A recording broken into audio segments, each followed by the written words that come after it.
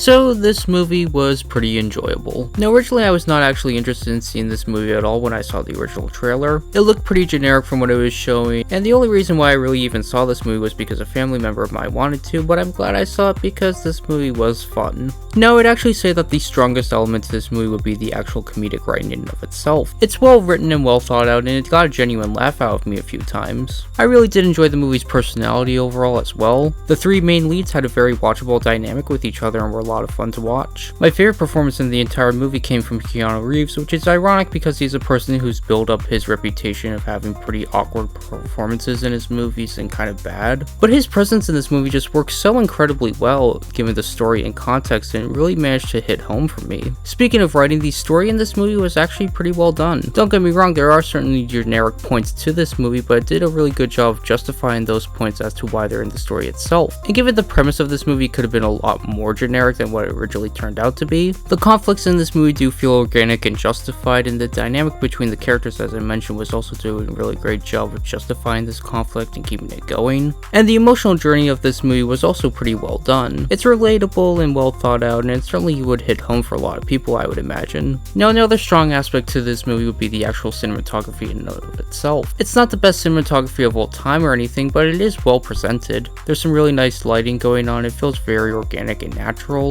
And I mentioned this because a lot of other comedy movies just don't really care about that element at all, but I'm glad that there was some forethought and effort put into the cinematography in and of itself. Now overall, there's not too much more to say about this movie. It's a fun ride, so if you're looking for having some fun in the theater with a few friends, this isn't a bad choice at all. And this one gets a solid 6 out of 10.